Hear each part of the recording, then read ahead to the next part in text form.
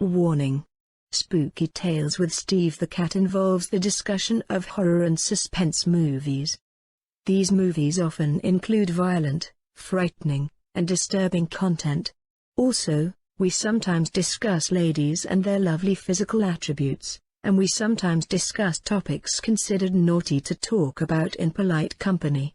This program is intended for audiences over the age of 18. Viewer discretion is advised.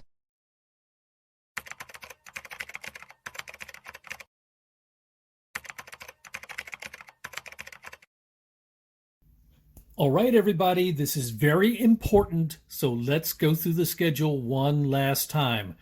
The taco truck and the gyro truck come on Tuesdays. Pants optional day is Wednesday. Please do not get these 2 days confused. The taco truck guy was pretty cool with last week's little mix-up, but the gyro truck guy, he was kind of rattled. Sorry, I misread my calendar. Yes, I heard all about it in the conference call with legal. Anyway, headquarters was able to smooth it all over, but I'd like to avoid using up all of the goodwill we've established with the new head of HR. So, if we can avoid any future confusion, I would appreciate it. Well, speaking of the new head of HR, looks like that's her on the phone now. Good morning, this is Carl speaking. Good morning, Cal. This is Princess Penelope calling from PBDCtv headquarters. Oh, good morning, Penelope. I hope things are going well with the move into your new office. From what I saw in last week's press conference, it looks very posh. Yes, Cal, it's quite lovely. Once again, I would like to thank you and your team for your help with our little project from a week ago.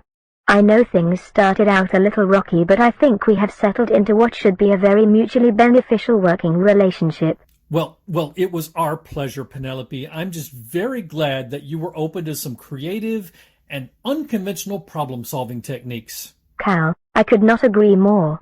Innovation and creativity are the keys to economic survival. In fact, that's the reason for my call. Okay, now I'm not sure I like where this conversation's going. Don't worry, Cal. Our agreement still stands. So long as I stay in good standing with the PBDCtv Board of Directors, you will retain complete creative control over Spooky Tales with Steve the Cat. My concern is about your show's budget. Are you aware that your annual budget request includes a line item to support the operation of a massive space station in orbit over the East Coast? Oh, that, yeah, we do own a massive orbital space station. We use it as a broadcast platform. May I ask how a free internet stream with only 3 regular viewers was able to acquire a space station? Okay, well, you've probably heard that Steve the Cat is a compulsive gambler, and that is true. So the short story behind the space station involves, a high-stakes poker room in Macau, a Russian oligarch with a drinking problem, and a very unlikely straight flush to the jack. I see. And you're only utilizing this station once a week to do a single live broadcast? Well, so far, we've considered turning it into a bed and breakfast once the space tourism business really takes off, but that's not going to be for a few more years yet. Cal, I have come up with a plan to utilize your space station as a profit center by subletting one of the space station's laboratories and cargo holds. It would ensure that we could fund at least one more season of Spooky Tales with Steve the Cat. Well, I do like the sound of that. What did you have in mind? As it turns out, I have a potential investor in my office right now. Perhaps I should allow him to explain the plan. Hello, Carl. This is... Well, you don't need to know who this is. Just call me Crimson Meerkat. No, not this guy again. Please, no. Yeah, this isn't all rainbows and unicorns for me either, but I need a new place to lay low for a while, and I've got an idea for you. So have Guinevere roll the opening credits for you while I walk you through the details.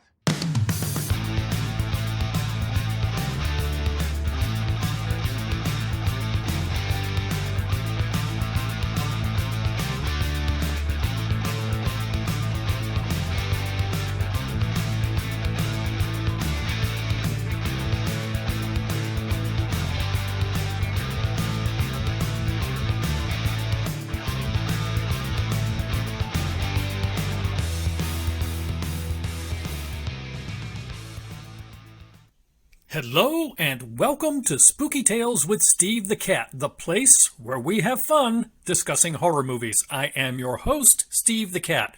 Well, folks, this is it. This is the last episode of Spooky Tales with Steve the Cat, at least for the year 2021. Now, if all goes according to plan, we'll air this episode on Monday, December 20th. Then we'll take some time off for the holidays, and then we'll need a little time to put together some new episodes for 2022.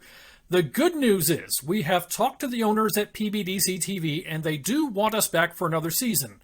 And it sounds like Carl and Princess Penelope are putting together a plan to pay for another season, although I'm not sure exactly what that's going to look like, so maybe stay tuned as the broadcast goes on, and maybe we'll learn a little more about that.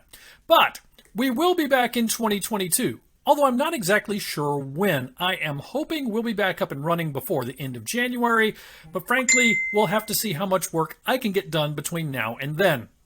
Tonight, we wrap up the season by concluding our foray into Christmas-themed horror movies. Now, as I explained last week, I am not a huge fan of Christmas-themed horror movies. But last week, we were able to talk about a couple that I really enjoyed, which, unfortunately, did not leave a lot for this week. But I did manage to find a couple worth watching. A Norwegian film called Christmas Blood that's very similar in spirit to the original Halloween, and a campy Christmas splatter film called All Through the House that's a pretty fun throwback to 1980s splatter films. Plus, we finally all got a chance to see the original 1984 film Silent Night, Deadly Night, so I'll talk about that later on tonight as well. Tonight's show should be a lot of fun. I hope you enjoy it. Thank you so much for joining us. Now let's all gather around your screens and pour yourself a cup of warm cider because here we go.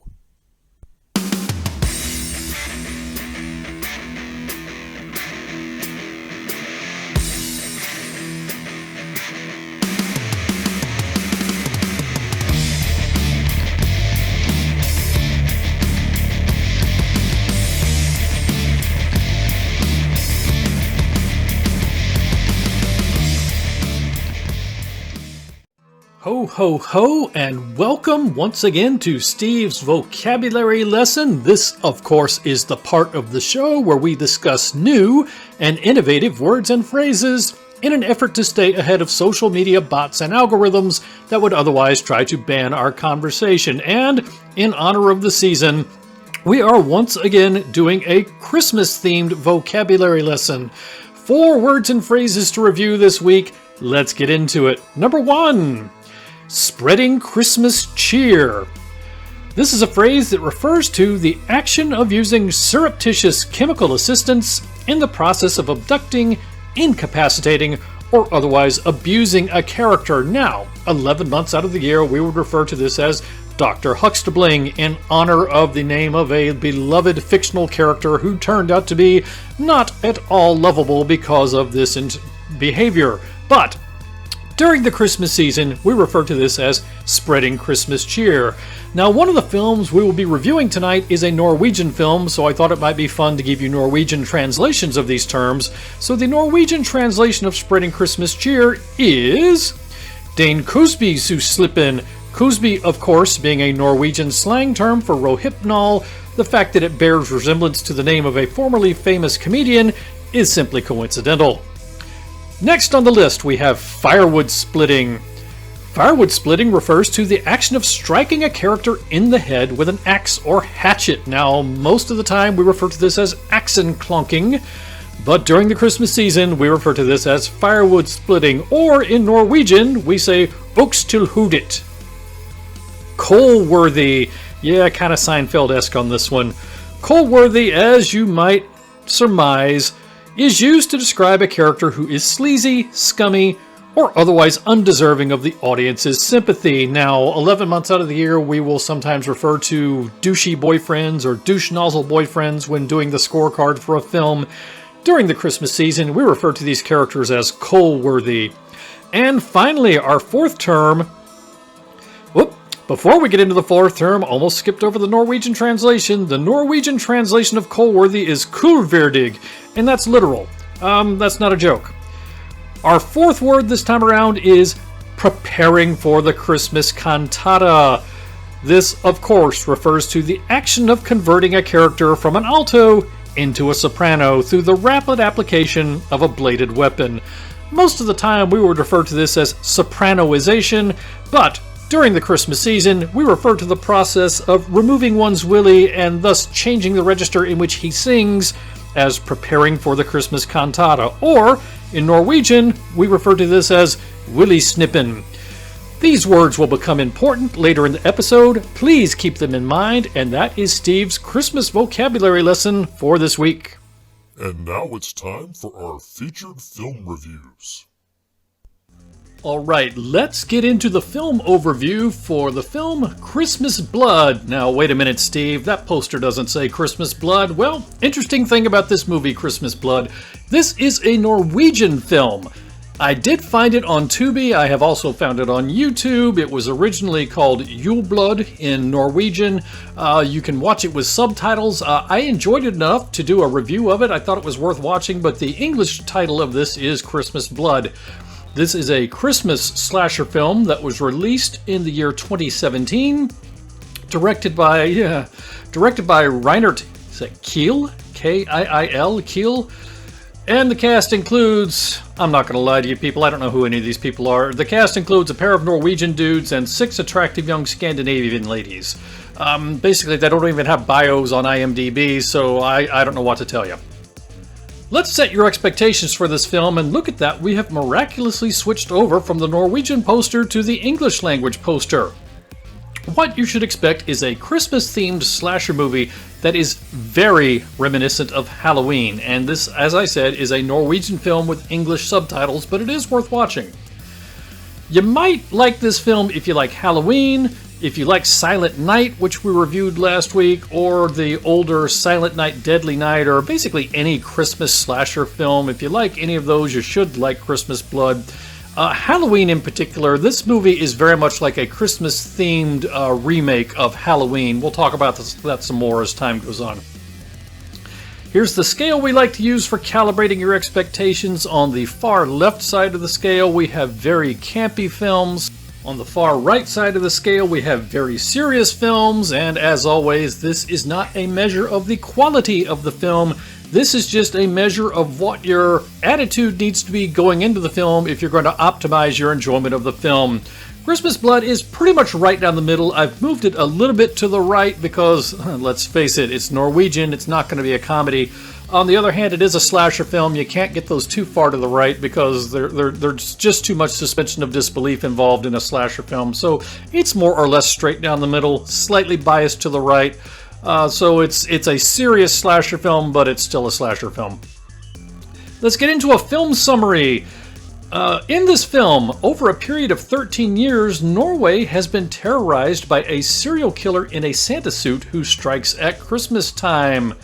The killer is working from a list with over 300 names on it, so effectively he's working from a naughty list, which he leaves copies of behind from time to time, say in the mouths of his victims or what have you. The killer is finally taken down by a cop who, without spoiling it for you, has a very personal stake in the case. But, despite being shot repeatedly during his arrest, the killer inexplicably survives and therefore is imprisoned. Well, 6 years later, the killer escapes at Christmas time. Of course he escapes at Christmas time. And, of course, immediately resumes his work. Meanwhile, as all this is happening, a group of 6 hot Scandinavian women are having a Christmas gathering, unaware that the killer is heading their way. So let's get into the villain profile now. They may have given this guy's name in the movie, but I have not been able to find a plot summary that gives me this guy's name, so we are just going to refer to him as the Santa Claus Killer. If you watch the film, they probably give his name, but I did not jot it down. I'm not going to go back and rewatch the movie just to get the guy's name. I have found a disappointing lack of information about this film online, so I was not able to find a good plot summary, so we're just going to call him the Santa Claus Killer. He is of the slasher serial killer class. His special powers include the fact that he is practically indestructible, much like Michael Myers. He is immensely strong, much like Michael Myers, and he is proficient with an axe, somewhat like Michael Myers. Basically, this guy is Michael Myers in a Santa Claus costume with an axe. His signature weapon is a single-bladed axe. Santa loves his single-bladed axe in this film. I won't say it's the only weapon he uses, but he uses it a lot, and he employs it in a variety of different ways. So let's talk about some of the things I liked about this film. Right off the bat, it has good production values. The film looks good on screen. This does not look like a real low-budget, cheesy horror movie. Despite the fact that the film takes place exclusively in the dark, the director manages to inject a good bit of lively color. He manages to work some blues into the lighting. The interior shots, especially at the house where the girls are having the party, have a lot of color. Now, I just want to unpack this a little bit. Understand that in December in Norway, it is dark 24 hours a day, so there is no daylight, period. So when I say this film takes place exclusively in the dark, that is literally true because that is realistic. If you're spending your Christmas in Norway, you're not going to see any daylight the whole time you're there.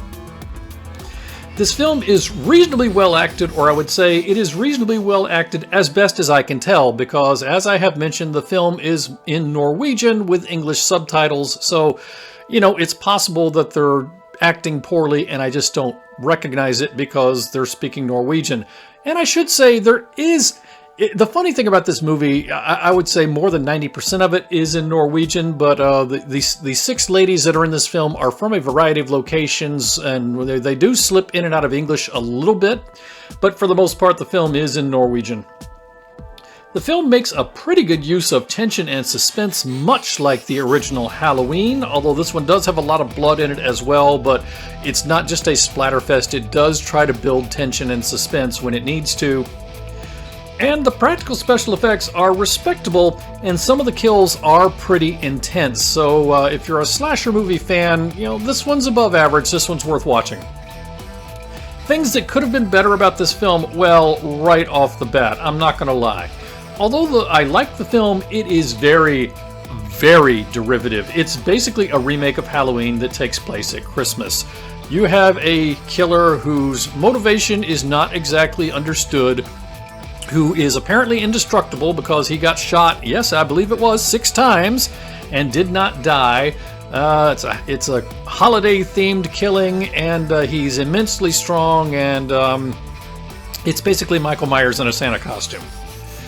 The 6 lovely Scandinavian ladies featured in the film seem a bit one-dimensional. Now, some of that may be, again, due to the fact that the film is in a foreign language and I'm losing out on some of the subtlety and subtext and such because I'm having to work from subtitles instead of understanding the dialogue directly.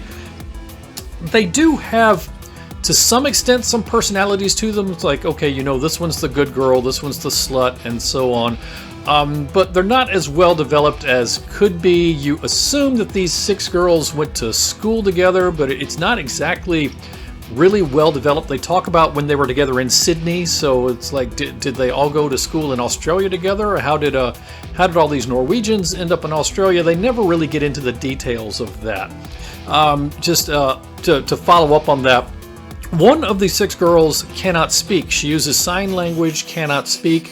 It's not clear to me if she is deaf and mute or just can't speak. For some reason, after watching the movie a couple of times, I get the impression that she can hear, just can't speak. But again, it's one of those things they don't really explain. I mean, it's, you know, throughout the film, you have one character who's using sign language who cannot speak, but they never really come out and say, oh, this is my friend Elizabeth, she can't hear, or what have you. So you're kind of left guessing as to exactly what the backstory is there.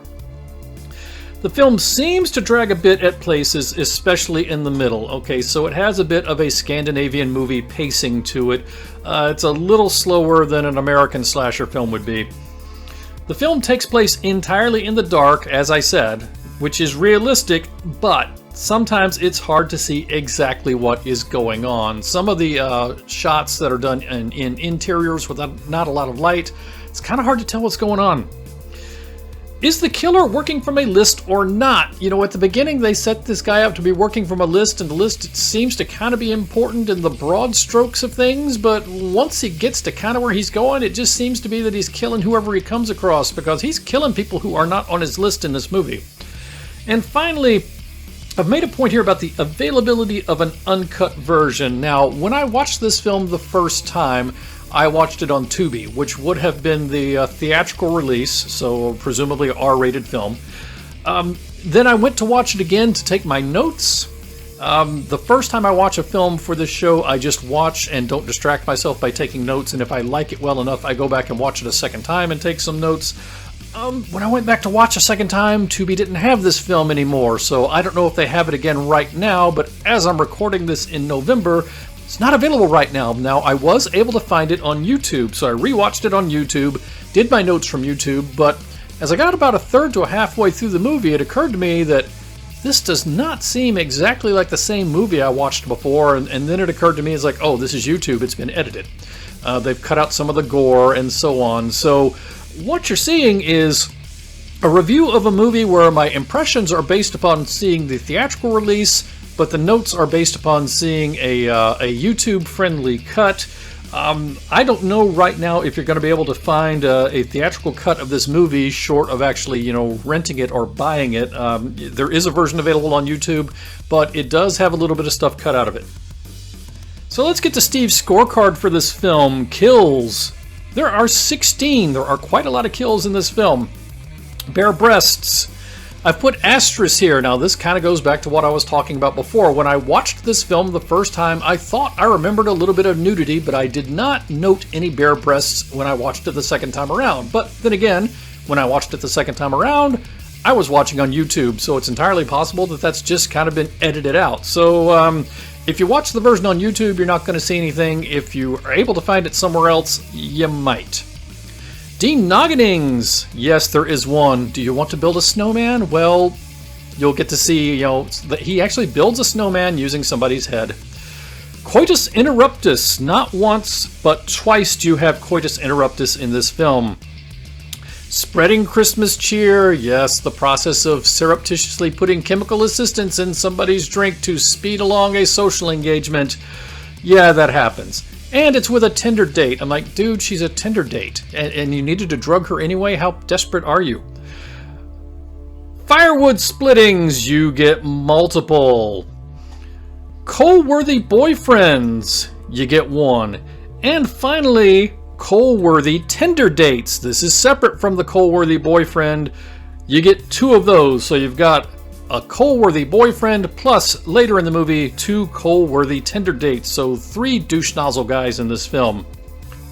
But with your viewing of Christmas Blood, you also get some bonus features such as a killer who is definitely not Michael Myers. Sure, we don't know exactly why he does what he does. Sure, he survived being shot repeatedly, he spent all of his time in captivity staring at the wall, and his doctor considers him a manifestation of pure evil, but he is totally not Michael Myers.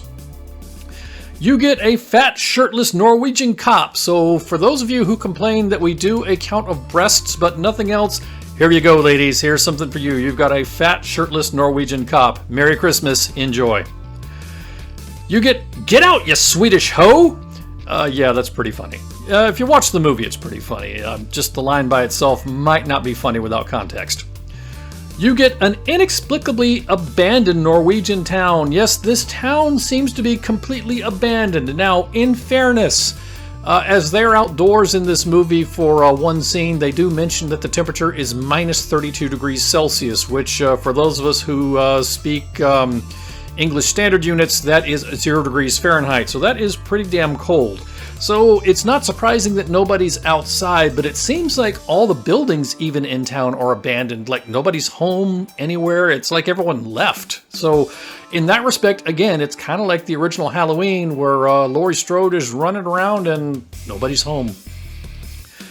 And finally, do women this hot really need Tinder? Now, I could not find a whole lot of good pictures of this film, but I do have one picture of Elizabeth here. This is the character who cannot speak, and this is after she's been chased by the serial killer, so she's not looking her best here, but still, does this woman need Tinder? Now, I'm going to chalk this up to the fact that in Norway, this time of year, when it's 0 degrees Fahrenheit outside, nobody leaves the house, and therefore, if you're looking for a hookup, you can't really go to a bar. so tender's your only option. That's the only plausible explanation for this, because otherwise I don't know why these 6 women would need Tinder. So let's get to Steve's final score for this film. We're going to give it 2.5 paws out of 4. This is a very derivative but reasonably entertaining Christmas slasher film. It's basically a Norwegian remake of Halloween, except at Christmas time, but it uses intelligent direction and good production values to somewhat overcome its predictability. So I enjoyed this film.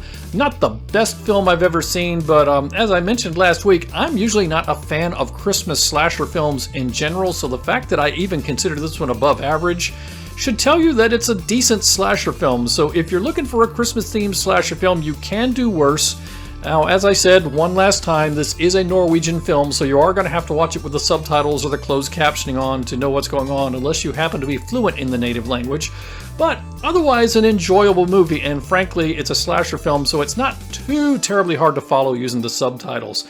So 2.5 paws out of 4, and that is our review of Christmas Blood.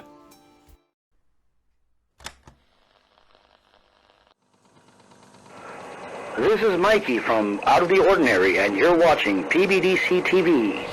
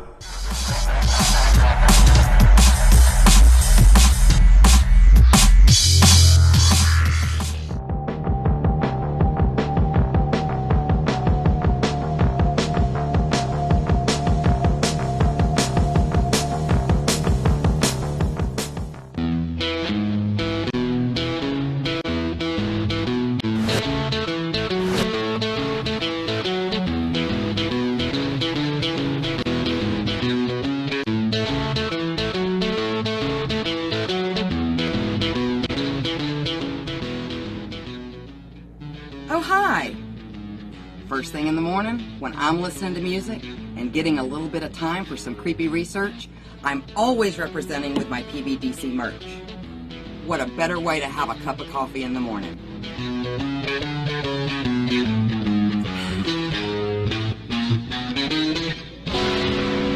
Don't forget to check out our other cool merch at rootsbleedred.com. That's rootsbleedred.com. This is Professor Edgar Fluffosaurus from Spooky Tales with Steve the Cat, and when I'm not hosting Monster Chat or knocking down small Japanese cities, I'm watching PBDC TV. Now back to the show.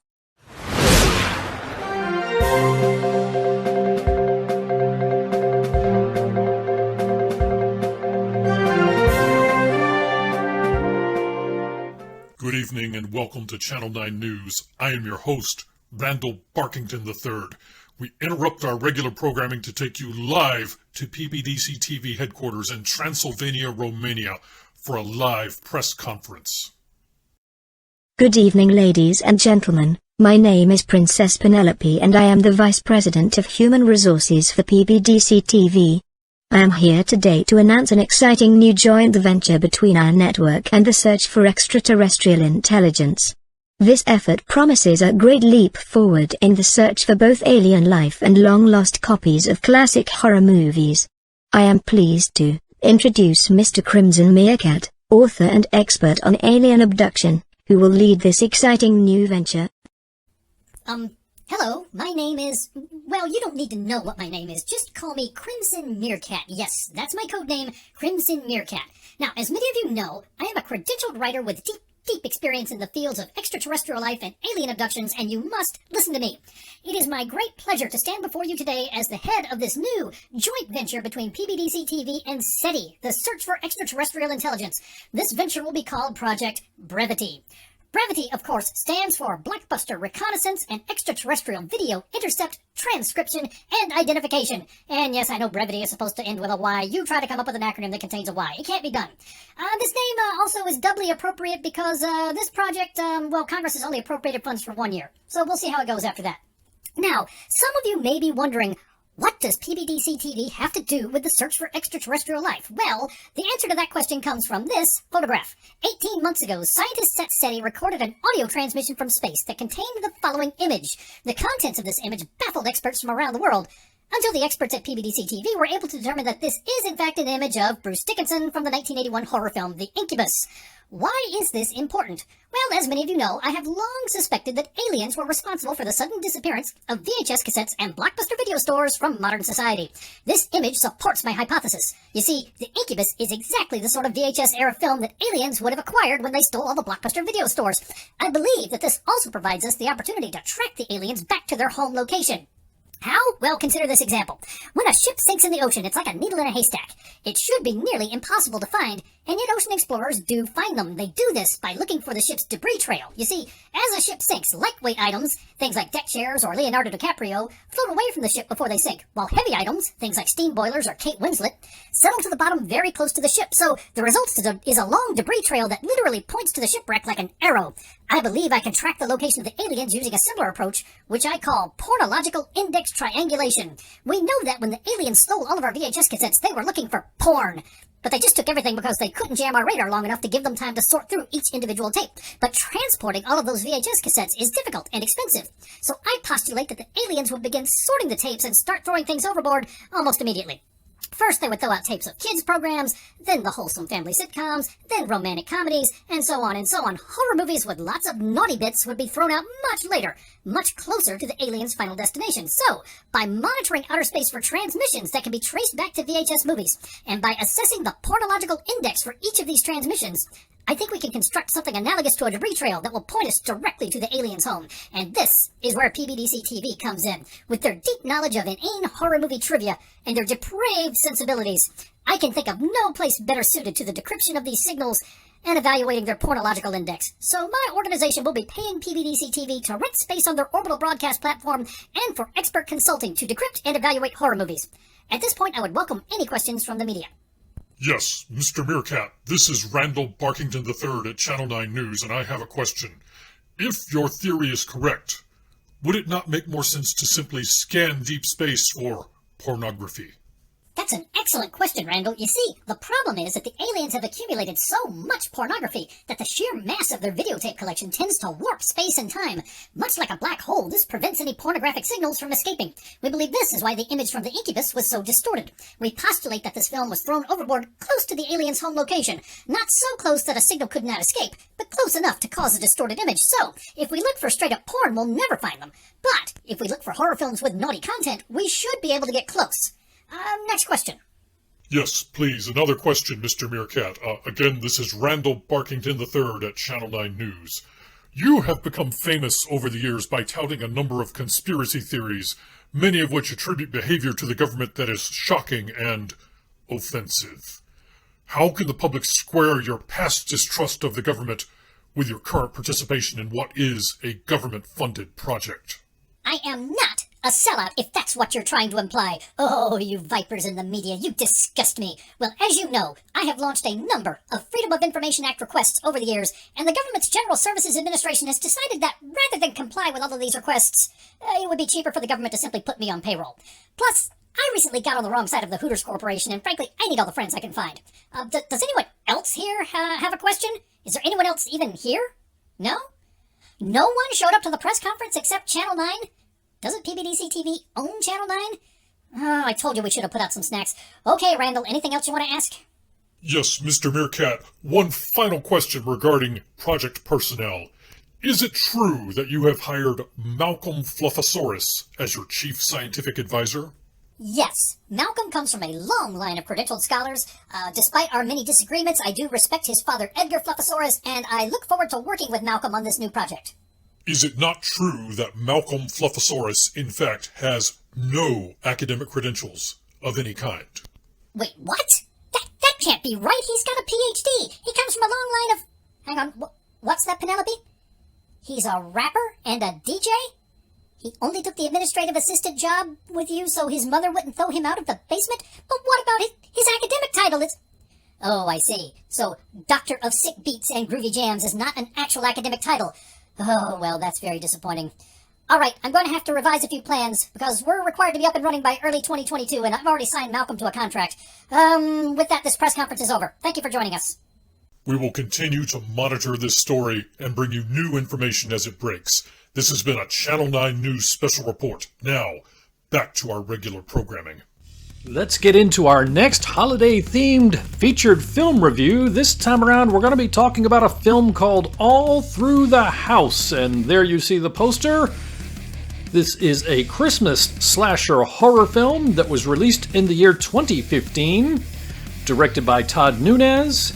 And the cast includes Ashley Mary Nunez, Jessica Cameron, and Jennifer Wenger. Let's get into setting your expectations for this film.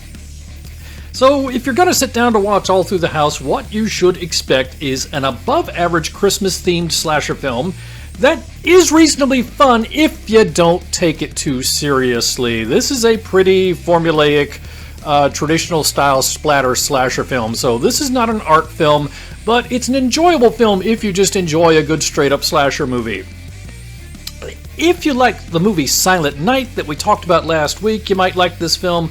Or if you like the original Silent Night, Deadly Night, or any of its sequels, you might like this film.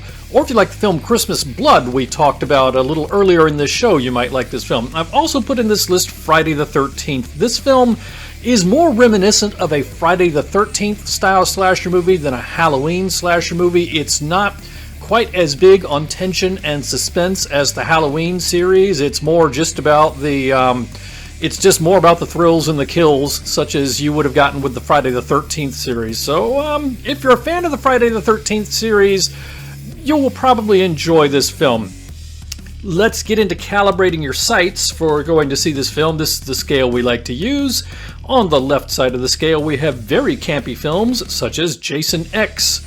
On the very right side of the scale, we have very serious films such as The Silence of the Lambs, and as always, understand that this scale is not a measurement of the quality of the film. This is a measurement of the attitude you need going into the film if you're going to maximize your enjoyment of the movie. All Through the House, kind of a conventional slasher film, so we've put it to the left side of the center line, but not all the way over to the left. It's not an outright comedy, but you don't want to take it too seriously. So it's not full-blown campy, but at the same time, it's not an 80s movie, but it's certainly an 80s style splatter film. So you want to go into it with the appropriate mindset. Kind of reminiscent of Wrong Turn 2 that we talked about a few weeks back. Just a pretty conventional, straight-up splatter film. Let's get into a summary of this film. In this film, the Garrett household becomes a bit of a spooky holiday suburban legend after 5-year-old Jamie Garrett is kidnapped at Christmas time and disappears without a trace, and nobody ever figures out what happened to her. Was she taken by criminals? Did the family do something with her? Was she taken away by Krampus? So it kind of becomes the thing that all the kids in the neighborhood speculate about, and eventually the Garrett household becomes much like the Myers house would have been in Haddonfield, where it's the house in the neighborhood that's kind of spooky and everybody talks about. The difference being that somebody actually lives in this house. Anyway, 15 years later, after 15 years of whispering and speculating about what happened at the Garrett house, Ms. Garrett reemerges from her solitude and begins decorating for Christmas, wanting to recapture the joy of the holiday after years in isolation. So her neighbor Rachel, who is 22 years old and who is home from college, plus 2 of Rachel's friends, agree to take on the odd job of helping Ms. Garrett decorate the house in exchange for some holiday cash, because as we know, college students are always in need of some holiday cash. What does any of this have to do with the masked Santa killer who has descended upon the neighborhood? Well, you will have to tune in to find out as all these storylines eventually come together. So, about that masked Santa killer, let's talk about him a little more. So, in this film, they do identify the killer, but it is a bit of a whodunit, and I'm not going to give you a spoiler, so we are just going to refer to him as the Santa killer with the Krampus mask. And there you see him with his big bug eyes. The actor that was picked to play this part was obviously picked exclusively for his talent for making his eyes look big and bugged out behind this mask. There you see him stalking Rachel. He is of the slasher serial killer class. His special powers are nothing special. He has your typical serial killer strength, resistance to damage, and stealth, which means above average of that of a regular human, but certainly nothing on the Jason Voorhees supernatural end of the spectrum. He also has exceptional proficiency with a pair of hedge trimmers. So naturally, you might say his signature weapon is the garden hedge trimmers, which he employs using a variety of different techniques, both stabbing and snipping techniques. So let's talk about the things I liked about this film. So this is not an exceptional film, but it is a pretty good film, and one that is a lot of fun if you do not take it too seriously. The film is not afraid to break a few slasher film taboos. Now, it's not as over the top as some, but it doesn't go so well for Granny in the wheelchair, for example. You have respectable but not exceptional practical special effects. They are good enough to keep you entertained. There's lots of blood, and there are some reasonably entertaining kills if you're into that sort of thing. If you're not into that sort of thing, this movie is not really for you because, as I said earlier, this is a Friday the 13th style splatter film. It's basically a splatter film for a splatter film's sake. There is a little bit of whodunit to it, but it's not that difficult to figure out. So if you're not into that sort of thing, probably just give this film a pass. It does keep the story moving. It does not drag, which is good. And like many horror films, this one has a twist at the end. Now, unlike many horror films, a lot of horror films tend to stretch that twist out too long at the end. This one seems to get it about right. It might feel like it goes on a hair too long, but not nearly as bad as some horror movies that just go completely off the rails in the final act. This one seems to get it pretty close to correct. Now let's talk about a few things that could have been better with this film, and the first thing that jumped out at me about this film is the cinematography and the lighting, especially early in the movie, are a bit subpar. So the initial visuals of the film are going to make you think it's a worse film than it really is, but I recommend you stick with it anyway. So let me unpack that a little bit. If you have watched enough slasher films on Tubi, you start to develop kind of a nose for these things where just based upon the quality of the lighting and the quality of the cinematography, you can get a feel for, is this kind of a middle-of-the-road movie? Is this a below-average movie? Is this a really bad movie? Is this a really good movie?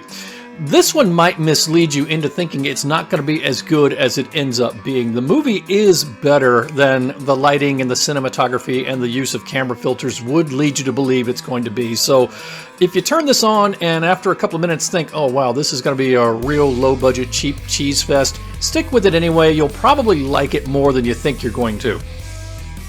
The villain's backstory is bizarre and nonsensical.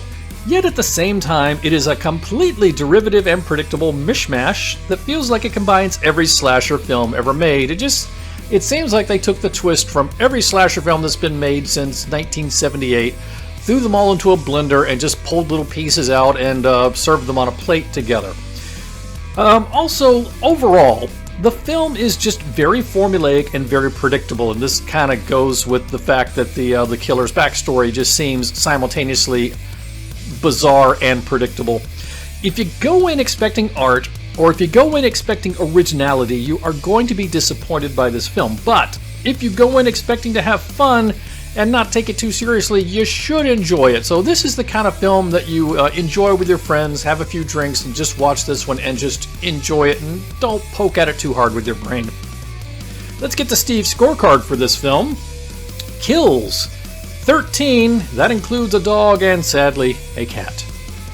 Bare breasts, 3. Now that is 2 real and 1 special effect. So let me unpack that a little bit. So there are 2 different shower scenes in this film. One in which a very attractive lady stays topless for basically her entire appearance in the film. Those are real. And then you have one victim who is stabbed while in the shower, stabbed right through the breast, and therefore they used a breast special effect. And I assume that they only showed the one because, first of all, they probably had tubing and a blood pump and everything else right outside the range of view of the camera, obstructing the other one. And also, you probably, even if that stuff were not obstructing the view, you probably would have been able to see that one of these is clearly natural and one of these clearly isn't. So it's probably best that they did it this way. So an odd number, which is not something you normally get in these movies. Really unattractive hats. You get one used continually in this movie, and I'm going to show you a picture in a minute because I had an issue with this hat. Instabinatings, the loss of digits. Yes, you get one slice and at least 3 digits. I did not pause and back up to see if the Krampus killer got 3 or all 4 fingers, but at least 3 digits in one slicing motion. So you had a pretty nice instabinating in this film. Cash drawings, 1. Yes, somebody grabbed by the ankles and dragged under the bed by the monster under the bed. Spreading Christmas cheer. Yes, there is one, folks. It's that time of year. Check the eggnog before you drink it. And finally, preparing for the Christmas cantatas.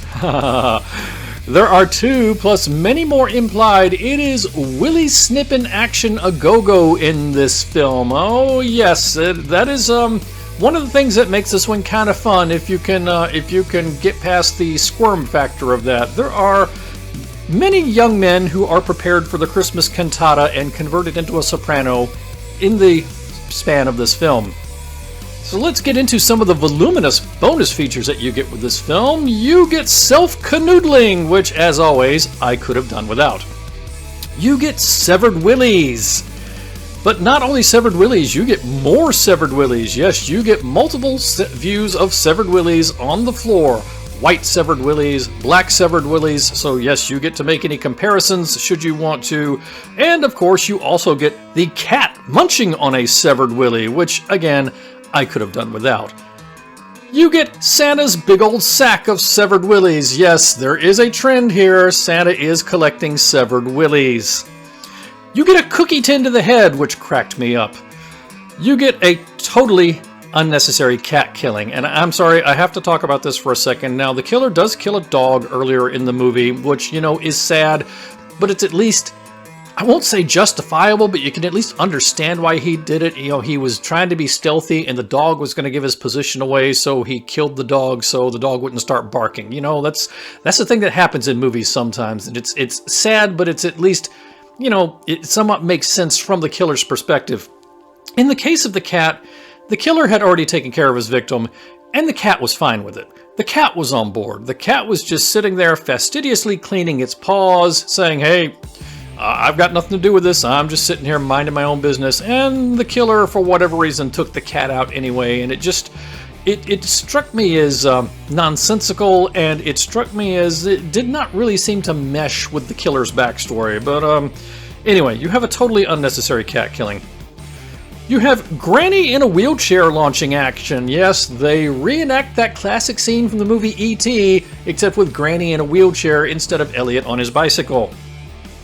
You get girl-on-girl lingerie adventure rumpus interruptus. Yes, you are promised a really, really smoking pair of women in a girl-on-girl lingerie adventure in this film, and it gets interrupted by the Krampus killer, so it never happens. So there is a bit of disappointment there.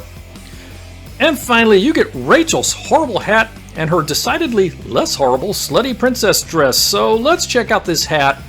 I'm sorry, this knit cap that they have her wearing throughout the movie, she never takes it off. She's indoors, she's outdoors, she's always wearing this thing. She's like a South Park character with her knit cap. She just never takes it off until she drinks the eggnog. She drinks the eggnog, she gets Dr. Huxtabled, she wakes up, and the villain has changed her into a princess dress, which this picture does not give away just how short this skirt is. This dress would be a suitable length for a 7-year-old girl, not for a 22-year-old woman. So I don't know if they put the hat on her just to make the transformation at the end that much more stunning. I don't know. Was not a fan of the hat, was more tolerant of the dress. So let's get to Steve's final score for this film. Once again, we give this one 2.5 paws out of 4.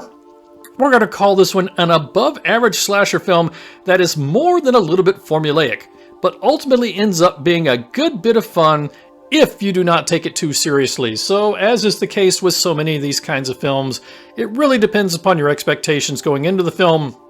If you go in expecting just to have fun with a straight-up slasher film, you should enjoy this one. It's a pretty good, seasonably appropriate slasher film. I mean, it's pretty, I would say, not middle of the road. I would say it's above average as the total universe of slasher films go. As Christmas slasher films go, this one's pretty good just because there seems to be, in my opinion, a lot of really bad Christmas-themed slasher films out there. So this one is a good choice if you're looking for something Christmas-themed. So recommend this film all through the house. 2.5 paws out of 4. Available free with ads on Tubi, at least at the time that I am recording this. And that is Steve's final score for All Through the House. Well, we are almost to the end of this season finale of Spooky Tales with Steve the Cat. But before we go, it's time to talk about other things Steve watched this week. Now, we're going to try out something a little different that we might carry over into next season. We're not just going to talk about other things Steve watched this week. We're going to kind of go around the horn and see what several of us watched this week. But we're going to start with me. This is Steve the Cat, and I watched, yes, as we discussed last week, I finally got around to watching the original 1984 film Silent Night, Deadly Night. This, of course, is the infamous 1984 slasher film that was pulled from theaters after 6 days due to public outcry. Although, as I recall, the public outcry was more over the advertising campaign and the fact that they were showing TV commercials of somebody in a Santa suit with an axe during the 8 o'clock family hour. Now, in this film, a young boy named Billy suffers a number of Santa-related traumas on Christmas Eve, culminating in the death of his parents at the hands of somebody in a Santa suit. And bonus, life keeps throwing Santa drama at Billy until, of course, he finally snaps. Now, as I suspected, finally getting around to watching this movie confirmed what I suspected. It's a pretty typical cheap 80s splatter film. Not bad, not outstanding. Probably has more of a reputation than it deserves just because of the controversy that surrounded its theatrical release, but if you're a fan of 80s splatter films, not bad, worth watching. Now, at the time, I found this available free with ads on Tubi, so that's Silent Night, Deadly Night. Let's throw things over now to our buddy Crimson Meerkat. Hello, this is Crimson Meerkat, and let's talk about some of the other things I watched this week. Now, I am not the big movie buff like these guys are, but I did watch a movie called The Thing, and this was made in 2011, so we are talking about the 2011 remake of the 1982 John Carpenter classic, which, of course, is a remake of a much older film. This film actually acts as a prequel to the 1982 film, even though it was made in the year 2011, so if that's not sufficiently confusing, I don't know what to tell you. Anyway, this is a perfectly ordinary creature feature. Not bad, nothing special, but it absolutely pales in comparison to the 1982 original, which makes it seem like a worse film than it actually is. So, if you're a fan of the 1982 film, you will probably be disappointed by this movie. If you can sit back and watch it objectively, I'm not going to say it's a great film, but it's probably better than you think it is, although still not great. There's far too much computer graphic special effects in this compared to the brilliant practical special effects from the 1982 film, so not a worthy successor to the 1982 film, but viewed in a vacuum, I'd say it's mediocre. I would say it's not bad. But compared to the 1982 film, it is a disappointment. So let's throw things over to Carl and see what he watched this week. And hello, this is Carl. And for this week, for other things Carl watched this week, I took a stroll down memory lane and watched Godzilla vs. Megalon. Now, this movie holds a very special place in my heart because this is a 1970s era Godzilla film that just so happens to be the first Godzilla film that I ever went to see in a movie theater. At least I believe it was. I distinctly remember going with my best friend in the world to see this movie in the theater in the 1970s, and so this was quite the warm trip down nostalgia lane for me. Now, that said, in this movie, an undersea community of toga-wearing weirdos gets upset about a nuclear test and releases the monsters Megalon and Gigan on humanity for revenge. And of course, mankind's only hope is Godzilla, and a robot named Jet Jaguar. Now, this is not Ultraman, this is Jet Jaguar. If you get the two confused, you will be mocked. Jet Jaguar, not Ultraman. That said, this is a pretty campy Godzilla film. It is likely not a great choice if you are just a casual fan. Now, if you're a big Godzilla fan, you will love this film. If you're not a big Godzilla fan, this one's probably not the one that should be number one on your list. This is one of the campier ones. When we reviewed Godzilla films earlier this season, we talked about how some of them get kind of weird and involve aliens and things, and this one kind of goes into that vein. It's not nearly as friendly to casual fans as something like 2002's Godzilla against Mechagodzilla. But if you enjoy Godzilla movies, absolutely recommend this one. If you don't like Godzilla movies, this one's unlikely to change your mind. But that is Godzilla vs. Megalon, and that is what I watched this week. Well, with that, we've come to the end of Season 2 of Spooky Tales with Steve the Cat. Thank you so much for joining us. We hope you enjoyed it. A special thanks to those of you who joined us for every episode this season. Yes, we have done 14 consecutive episodes of Spooky Tales with Steve the Cat in Season 2, going all the way back to September. Now, if you did enjoy the show, please remember to like and share and subscribe and follow. You can find us on Facebook and on YouTube and on Rumble at Spooky Tales with Steve the Cat. And yes, that is Tales spelled with an A-I-L-S. As always, please remember to check out all of my friends and their great programming on PBDCtv. Whether you're interested in horror, true crime, weird history, or unexplained events, we're sure to have something for you on PBDCtv. You can find us on the World Wide Web at PBDCtv.com, and we're on YouTube at PsychoBunnyDC. We've also got a large presence on Facebook. You can find the mothership at PBDCtv, or you can go directly to dedicated pages for channels like Psycho Bunny Death Cult, Psychomantium 13, and Roots Bleed Red. Each channel has a slightly different atmosphere, but they're all a part of the PBDCtv broadcast collective. And keep your eye out for a PBDCtv page on Rumble, which we are getting going as the year winds down. We have had a lot of fun putting together Season 2 of Spooky Tales with Steve the Cat, and we hope you all enjoyed it. This season was a big change relative to Season 1. The episodes were a lot longer, the production was a lot more complex, and frankly, I think the quality was even better than Season 1. We didn't do everything I wanted to do in Season 2, but frankly, that was my fault for being overly ambitious before the season started. And the good news is, it leaves things available to do next season. Now, we will be posting things to Spooky Tales with Steve the Cat to tide you over while we're between seasons. So please, make sure you've subscribed so you don't miss anything, and make sure to check back in with us on Facebook or YouTube often. In the meantime, that's a wrap on Season 2. Thank you so much for joining us. Please have a very Merry Christmas and a joyful New Year, and we'll see you again in 2022. Good night, everybody.